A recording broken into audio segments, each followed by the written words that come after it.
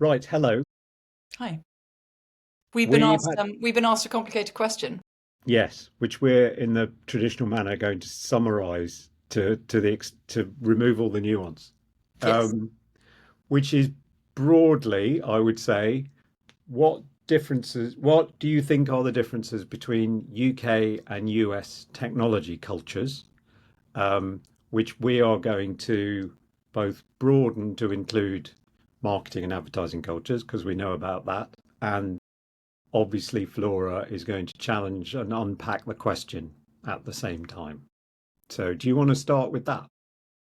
Yes, I think with no one would ever criticize our podcast, but I have heard it leveled at me that sometimes we lack structure. So I'm just going to lay it out to how this whole thing's going to be structured. We're going to talk about the term culture and what it should mean, has come to mean, and I guess to want to say kind of upfront, culture is like a really important word that kind of like authenticity and disruption just doesn't mean anything in creative agencies and industries when you use it, I think, because it's been rubbed smooth of any actual bite, but hasn't lost its importance. So that sort of needs a bit of what do we mean when we say culture? And then Can yeah, a I, bit of, yeah, can I nominate "Rubbed Smooth of Any Actual Bite" as the title for this episode? yeah, Oh, absolutely, absolutely, yeah. yeah. A great one to take out of context, I think. So so yeah, and then I guess so we're going to define culture or talk about what it could mean, tech in the US and the UK, and then tech culture versus advertising and marketing culture because they are different worlds. Though there are obviously overlaps, people like you, not mainly. Um, and then there was kind of a bit of a subreddit to the question, which we can talk about if we've got time, which is a bit of like, what is UK tech culture driven by? Mm. And I think the person asking the question wanted to know, are we work to live? Are we live to work? Oh, Um, yes, that's true. Yeah, yeah, yeah, yeah, so it's all yeah. about motivation, which is something that I've found as people give very evasive answers for on the whole. And I wonder, is it something that people find just hard to talk about or hard to articulate? You know, why are you doing this? What's the point? Um, but we may not have time for that. That's probably a No, part I two. mean, though that sounds like the meat. We may be all crossed. We shall see. Um, so the first kind of nibble of the crust, culture, Mm. I think, and say if you disagree or not, I think it means it's come to mean things around work that allow the work to happen. So it can mean um, perks, benefits, and the kind of stuff that happens in between the work being delivered. This is in an advertising and UK creative agency context.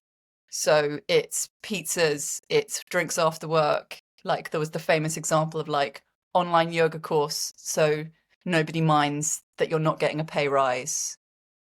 That is what culture can come to mean, almost at the lowest common like denominator version of the conversation. I don't know what you think. Yes. I guess I was thinking it's sort of, and probably in the context of the question, it's sort of habits and practices, that are kind of unwritten, but but everyone knows, you know. Um, but you're right. It's also if you look on the if you look on the About Us section on a website of average UK or US agency, and it says our culture. You're right. It says yoga, um, hardworking, um, blah blah blah. It's sort of it means what kind of place are we? I suppose, doesn't it? And Yeah, yeah. What we do when we're not delivering the thing that you're paying us for, and how does that define the work that you are? yeah, Um, and yeah, so that's it kind of directly informs the are you live to work or work to live yeah, yeah. conversation. And I guess so. If when I was thinking about US versus UK tech culture, as it were, which is the basis of the question, I would say that UK US tech culture is driven by Silicon Valley and VCs. And UK tech culture has some of that, but is also driven by public service values and the BBC, for instance. So like the BBC was our Stanford, or something, you know. So it's kind of like that broad force that informs kind of what people think they're doing and why they think they're doing it, um, kind of thing, which is slightly. I mean, the because also the question is sort of framed in US versus Europe, kind of, you know, which is a bit like it's sort of Anglosphere. Is that the right word? But you know Yeah. what I mean. Anglophone. Anglophone Yeah. versus kind of, you know, the continental Europe attitudes to work and stuff like that, which is sort of quite well trodden territory, but and full of cliches, but nevertheless some of them seem a bit true, you know. Yeah. Do you want to call any of those out? I might have told this story before, but I only remember I used to work for an agency called Yellowhammer, which was like the creative hot shop of the late 80s, very, very fashionable agency, and fell apart because it attempted to massively overexpand at exactly the wrong time. And that included buying an agency in Spain, which was called Yellowhammer Baladez, I think. And Baladez was a like famous Spanish creative. But our only interaction with Yellowhammer Baladez was we would get a fax um, in July saying we are closed until September. And I remember we never got a fax in September saying we are now open again. Yeah, we're back. If we're talking about, and as we should, non-UK and US tech cultures, obviously Portugal has been an interesting kind of satellite of Anglophone tech culture that may or may not become its own thing. You Has know, it? initially it attracted startups and tech adjacent talented people, talent, for tax reasons. Oh, Was really, there were loads of really, it was, you could have a high quality of life and there were nice tax breaks, so it kind of made sense. It wasn't madly far from the UK, and there were lots of scale ups that were choosing to base themselves there, so there was lots of momentum and a kind of halo effect from them. mm, Lots of my contemporaries, some of them have moved there permanently and have now found that they've kind of, I think that the bubble hasn't burst, but it's not quite as hot as it was. But they've now got children who speak Portuguese out there. None of them speak Portuguese. right, yeah, Um, yeah, but it's a bit like, why would I leave? yeah, I guess by way of saying it hasn't become about tech culture anymore or the opportunities career wise. It's just about Portuguese culture and yeah, them benefiting from that, yeah, which yeah, now Portugal make it very, very onerous deliberately for UK tourists to enter and exit the country. So we queue for 2.5 hours minimum getting in and out of Portugal because they realise they're heartily sick of us, just as a yeah, piece yeah, of, yeah.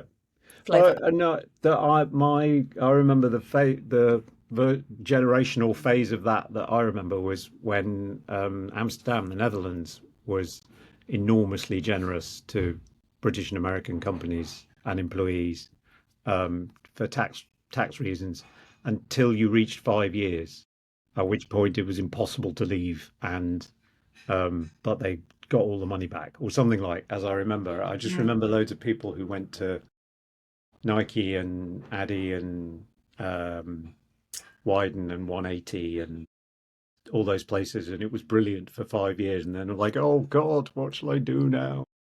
But it's quite convenient 5 years for Amsterdam because from what I've heard, the size of the city, and on one level, I imagine it does become quite homogenous. 5 years Hmm, is probably a nice amount of time maybe, before yeah, yeah, thinking, yeah, yeah. yeah, We've strayed from your structure, Laura, we almost have. immediately. We have. So, culture, what should it mean and what has it come to mean?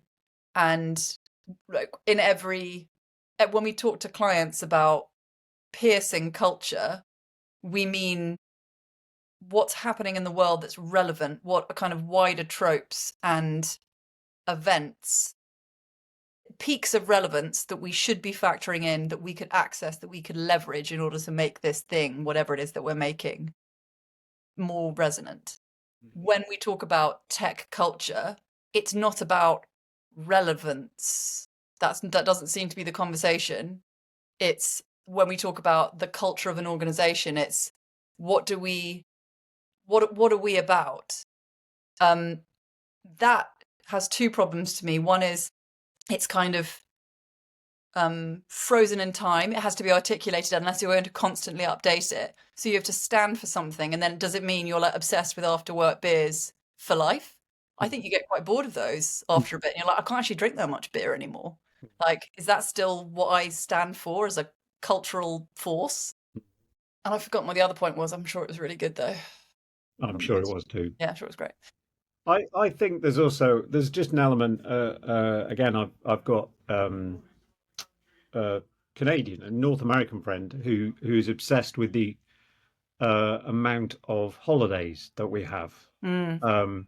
and she will say basically from July everyone's on holiday until September, and then people do a bit of work round to the middle of October, and then it's Christmas, you know, and people are always at parties and out and have it on holiday, and and that's to some extent true, um, but is true compared to North American work culture, um, where I was horrified by the lack of holidays and time off that people had. And I think there is, in certainly sort of middle class creative industry jobs, people in America work harder than people in the UK, or work longer hours at least than I would say people in UK and Europe.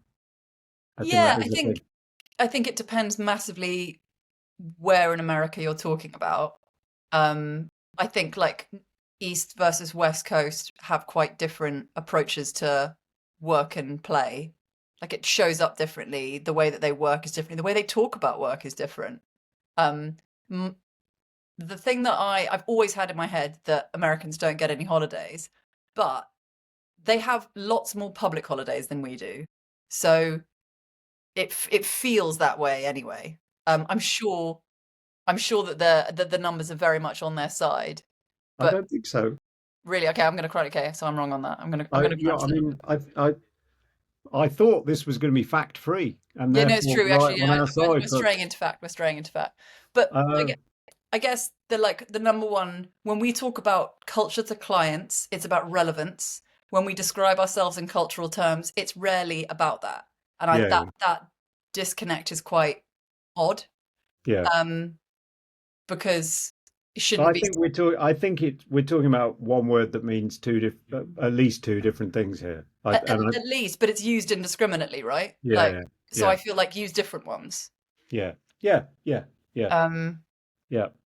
But and I think the um, questioner is getting at things like you know uh, the work to like just amount of work and the hmm. importance of work to people's lives as a thing you do and a thing you identify with and all that kind of thing, which I think is, I mean, in the generality, broadly different between North America and Europe, but also just things like, I mean, and a lot of it exists in legislation and regulation and habit. And so it's a lot easier to fire people in North America. So that makes um, work, the workplace different. So that thing when you grow up watching American, I mean, one thing, for instance, is we know a lot more about their culture than they know about ours because we see all their movies and sitcoms, and and they watch Notting Hill.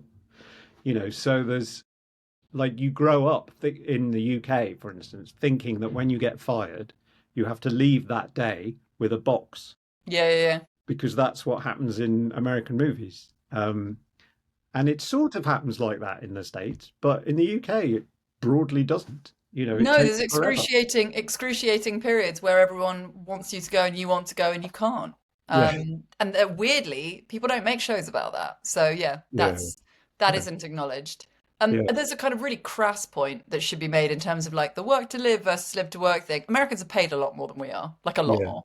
Yeah. Yeah. Um, Obviously, there's cost of living, blah, blah, blah, blah. Somewhere like New York, mostly renting, your money goes in different places. It's all calculated. It's all very carefully worked out. But a work to live culture looks very different when there is when you're incentivized more. And increasingly, certainly in the creative industries in the UK, you are less incentivized to make work the center of your life. You are incentivized to live to work because you're going to be probably freelancing because Mm, agencies are going down all over the shop, the networks are eating each other, um, the gig economy, but reasons. So why wouldn't you work in a way that suits you first and then you find a way to try and make it work from a budgetary point of view? It probably won't because things are mad. But it just does look very different, I think, from a US wage packet point of view. yeah. There's also similarly a scale question. So a moderately successful creative business in the UK, say, would have 30 people, and a moderately successful business in New York or LA or Chicago would have 1,000 people, Yeah. because the equivalent clients are, just that much bigger. And um, that that also means everyone's salaries or various people's salaries are equivalently more. So you become a millionaire if you sell your moderately successful creative business, or there's that kind of just scale effect that your market in the US is much, even if it's not national, is much bigger than most of Europe, because people there tends not to be pan-European creative businesses, for instance. Um, so there's that kind of thing. Yeah, and better paid in the States, but with less social safety net, for Yes, instance. and from what I've heard from my New York colleagues, like after like drinking culture in New York, like they still think that ours is much more present than possibly it is. Like I'm obviously aging out of it now, but from what I can gather, like Thursday night isn't as huge as it was. Like drinks in the agency isn't as huge as it was. And they very much are like, they don't revere it, but they love the idea that we're in the pub all the time. And New York post COVID, in terms of the regulations of like drinking outside in the summer, isn't really done. So it just doesn't happen. So you work really, really hard, long hours, mostly at home, obviously employing loads and loads of people outside of the city itself, very little actual social interaction between people in these massive organizations. Getting I'm a gonna snack, I'm gonna pause you there, Flora, because getting a I snack, are you?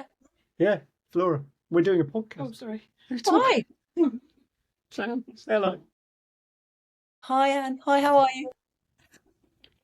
Getting a little cup of tea.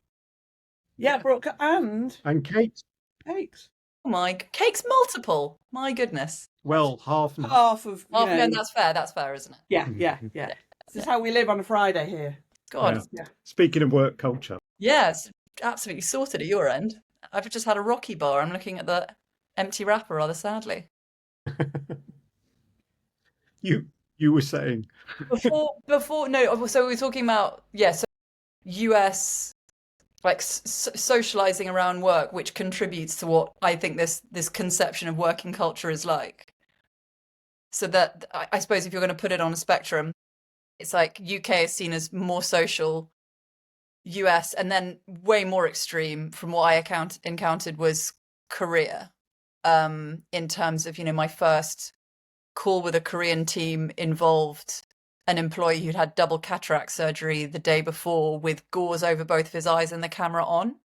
And it was absolutely not acceptable to question if he should be at work. He was like, obviously, I should be at work. So, okay, on we go. Um, and there was very much like the hours were quite brutal and were just a fact. They were very, very, very nice about it, but they were longer. yeah, Um, Yeah. Japan has that strange, certainly in Tokyo, what's seen as traditionally quite intense drinking culture.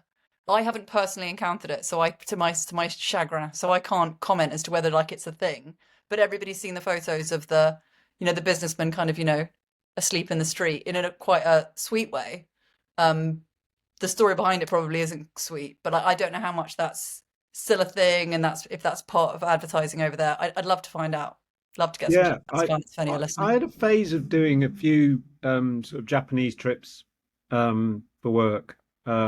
Never really saw that kind of stuff. I've had quite a few Japanese clients over the years. But the thing, and Japanese car clients, and the thing I saw, which was just really interesting because it wasn't the stereotypical like salaryman kind of Mm, thing, is um Japanese car clients based in the UK, and there would be a parallel um, set of executives.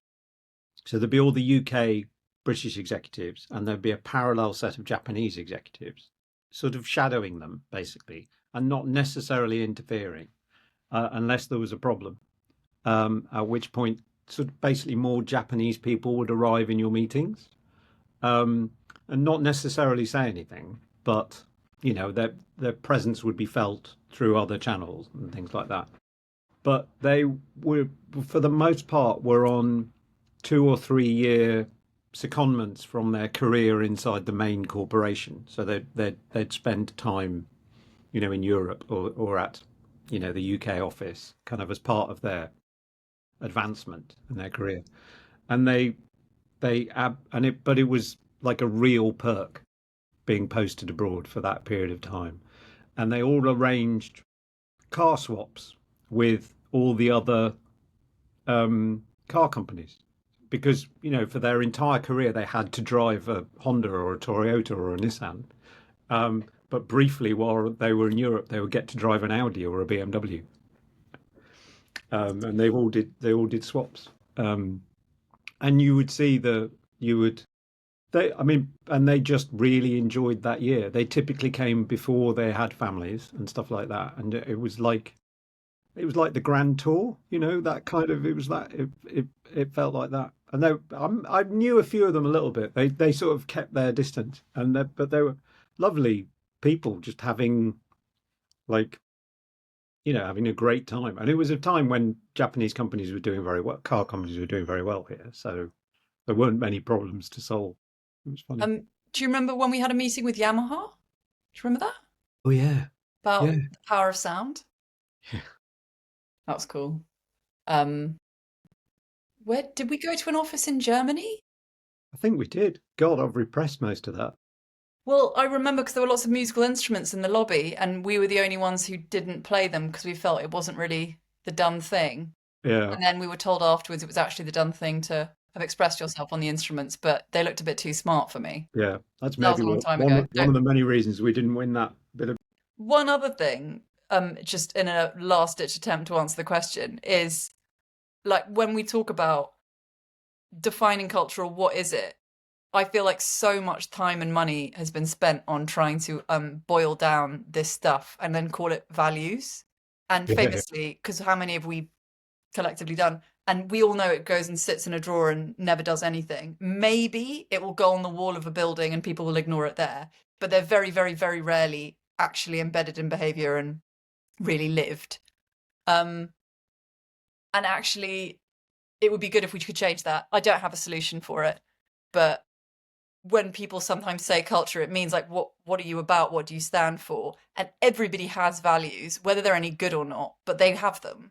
mm, But actually kind of knuckling down and living them. And they're really simple, the good ones, like Creature, which was a great agency, like in many ways. They were just don't be dicks. They yeah, tried not to work with dicks, they tried not to be dicks. And it was a pretty like simple, hard and fast rule that pretty much everyone can get behind. Like I don't think anyone goes to work being like, I'm going to be a real dick today. Like yeah, try not to be. yeah. Great. I've been asked to write a lot of sets of values in my time, and I always they're almost you can tell what has gone wrong in a business by looking at their values, basically. Like Yeah. anything that because it tends to be innovation, openness, uh, working hard, and minimizing the amount of tax fraud. You know, and it's like, oh, what has recently happened there? Yeah. You know, Yeah. it's kind of it's always that, and then yeah, but I'm always skeptical of them, and then people that I've done them for have very often said, no, actually, they were useful. Um, Yeah. and because I think they are, because most workplaces and almost certainly creative industry kind of are enormously undifferentiated, like everywhere is broadly the same. So just a little nudge one way or another makes a difference and goes, oh, broadly, I like that kind of thing more than that kind of thing. I'm going to work there, and that acquires some sort of critical mass and cultural force, and places there's sort of a magnifying effect for something that's already there, you know, um, which which is worth having, and they're a useful organisational structure sometimes, like for appraisals or like reviewing or interviewing. It's like, do they fit this value or that value? It's kind of their can be convenient, I guess. Yeah, no, if they're properly embedded in and lived, and it's like we try and hire people that do this, people that work here also try and do that. Not in Yeah, every, but yeah. kind But of. they never say, they're always like, these are the crucial, the most important things. They're never like, the number one is, remember to do payroll. Like there's always a kind of underlying set of things that no one ever talks about. They're taken for Well, granted. like pay people, yeah, for sure, Yeah, yeah, definitely yeah. pay But the people. taken for granted sort of is the culture a bit. Yeah, yeah, That's yeah. kind of the things you don't put in the values are the culture, really. In a Well, way. and I think that's the scary bit. So, loads and loads and loads of people say that openness is a cultural value, but obviously not everybody can be true to that all the time. There are some conversations that aren't useful to be had openly. Yeah, There are yeah, some that, yeah, it's a timing thing. And already my answer is very political. It makes me sound evasive. So it's like, don't put openness on there. Like, yeah, it would be so, so good if we were all open minded all the time. But there are some conversations that everyone can't have in a public forum because it will serve no one. yeah, yeah, yeah, Yeah. yeah. Have you ever come across? We should encourage our readers to look these up. The values of a company called Epic Healthcare, Do which, you know what? To my shame, no. well, they're not big. They're in the US. Lots of people will have heard of them. Big in America. Yeah. Big in America. And they do healthcare management software. Um, and so if you're running your insurance or whatever, you're likely to come across them. And I can't remember them exactly because it's not the words that matter; it's the sort of Mm. intent. But their first two values are, is we will never sell. It's like we are not for sale, and they haven't ever sold. And it's kind of that's quite. It's like I rate solid, that. I've got to say, I did not see provable. that it going there. I thought it'd be duller. And that is No, interesting. yeah, it's like, Yeah. and the value number three or something is like all the software must work. It's That's kind really of, good. you're like, okay, yeah, I get what you're about. I can You get know, behind that. Yeah. yeah, yeah, yeah. Um, there are occasionally you come across a set of values you're like, that looks good, that looks Yeah. good. I would work there. I would work there. But mostly they're problem solving. They're like, oh God, everyone's miserable. Let's make one of the values happiness. Yeah. That's the thing. And then it's like, are you going to consistently stick to that? Probably not. Yeah, yeah, yeah, yeah, yeah. Um, what have you know? Because you have worked, and you currently work for, you are owned by Americans, right? As a, how is that different? It's different in terms of different they have a completely different relationship with the same language. So there's lots of stuff that they say that they think that we'll get and we just don't. And obviously most of us are too stubborn to admit that they don't know what they're talking about. And occasionally I just get sufficiently irritated that I'm like, what is that? And it turns out no one's ever known.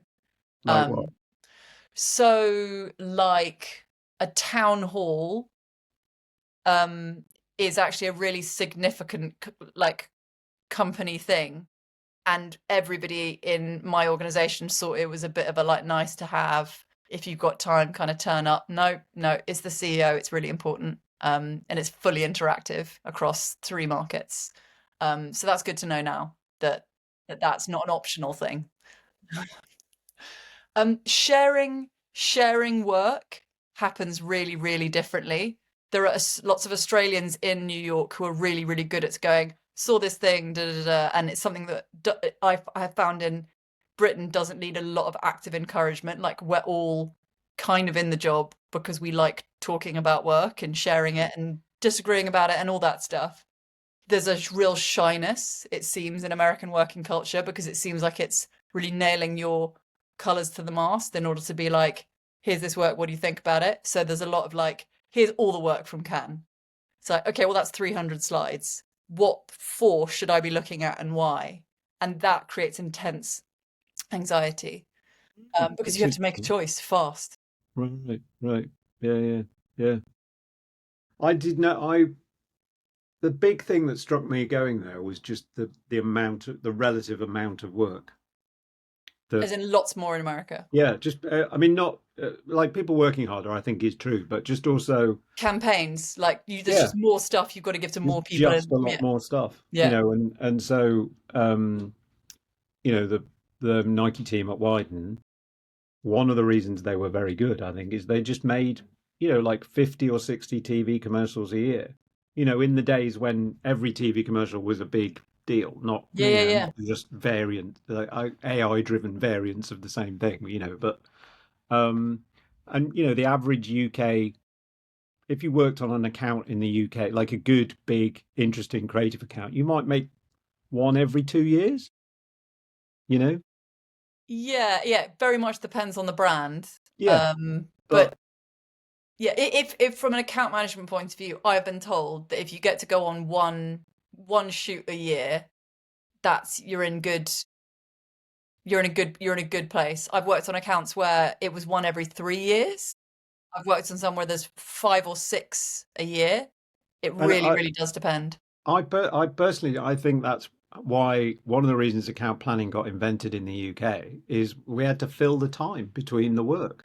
It's like you would say you made a TV commercial once a year. It had to be really good because you only got to make one. So like there was a lot of making sure it was right, but also you had a lot of time to do it. And um, that meant that the planner could spend a long time writing a brief and do research and all that kind of stuff. Like the rhythms worked. Whereas as soon as I got to the US, they'd be like, "Well, we're shooting 10 next week, and then if they don't work, we're shooting another 10 Wow. like a month later."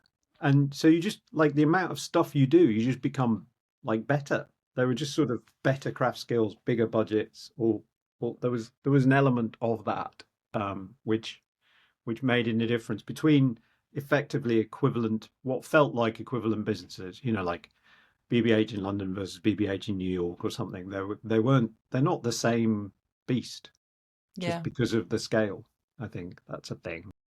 And then there are weird cultural nuances. Like we have a different relationship with out of home, which in a client like eBay really matters. Slightly different terms for things in design. So if there isn't, there should be a universal global language for that. And Mm, there are subtle differences that mean it's very, very difficult to ensure that all 50 people on the phone call are really, really happy with exactly what's happening. So then you have a million side chats, which is frustrating. But the out of home thing, like high dwell, low dwell, roadside, all this kind of stuff, like, but obviously because they spend much more time outside of the big cities, just in their cars, scale just a completely different relationship with it. mm, And mm. it's just not that much of a thing here. So, explaining Crossrail and like the importance of transvision and all that kind of stuff. Um, Yeah, yeah, very yeah, different. yeah, that's true. And just there's a lot of different habits about around things like research, groups, Yes. all that kind of stuff. That was interesting. And again in tech, I think the just how relatively little money there is here kind of makes a difference. Again, like, so the when all the Silicon Roundabout sort of nonsense was going on, it was just there just weren't many very big businesses. Like No. you know, it wasn't, yeah. Um, it's not the Facebooks and the Googles. It's like the two or three layers down where there are still business. There are just thousands of businesses you have never heard of that are making hundreds of millions of dollars in revenue, and employing 1,000 engineers, and things like that. And there's just a big world of those things which means you can start a company, take a risk. If it doesn't work, you can go somewhere else. I know so many people here who've started a business, taken a risk, it's not worked, and they're screwed. There's nowhere else they can go.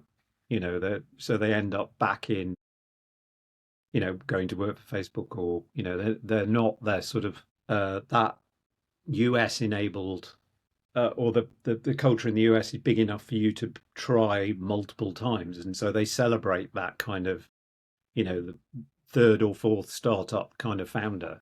Whereas here, that's really hard to do. The one I hoped, not hoped, but I kind of observed what might be an exception to that, and this was a couple of years ago now, was when crypto first appeared, and it felt like there were a million UK crypto startups, Yeah. and we dealt with a couple of them. And there was obviously just a whole language thing. No one knew what the fuck it was. They didn't know how to describe themselves. It was quite complicated, but it felt like it was like whack-a-mole, and it felt like you would be a fintech bro who would be popping up, disappearing, having failed, popping up somewhere else. I'm sure it wasn't as torrid as I'm making it sound, but it felt like there was somewhere there you could hide for a bit. Yeah, yeah, In yeah, yeah. Well, and crypto is a good example. Like, it's sort of disappeared here. It's sort of not. I mean, it's not disappeared in the US, and despite being smaller than it was, it's still enormous. Like, Yes, and everything is enormous. to which point, some work that came out yesterday that I'd be really interested um, for us to talk about on another occasion. Coinbase brought some work out yesterday. Google it. It's absolutely like it's a serious piece of film craft, I would say, and quite effective use of music. And I hate musicals, but it's a musical number. And I was like, oh, this is new. This is interesting. Oh yeah, Um, yeah. so Maybe we should do an episode on musicals. I think we should do an episode. Well, I mean, it's been a while since we spoke about music, but what we do need is to have a creative discussion, and we could talk about stuff like that. But when Stu comes to join us, because we've only had planners so far, so we're Yes. going to start edging into the other disciplines Yeah. and creatives next. So we're going to have a creative guest next, if anyone wants to think of a hopefully wide-ranging creative question. Yeah. Actually, that's true. Let's encourage a question. So who is it that we've got coming? That would be a good. So he's called Stu. He was the chief creative officer, the joint chief creative officer of Creature and then Modern Citizens, which is no more. And he's writing a book, and he might talk about that, but he doesn't want to come on necessarily just to talk about that. He's going to come on and he wants to answer questions. He's just an articulate, great, nice man. Excellent. Good. Okay. We could stop there. That would be a convenient moment to stop. Let's do it. I'm going to press stop and then continue to talk to you. Great. Okay.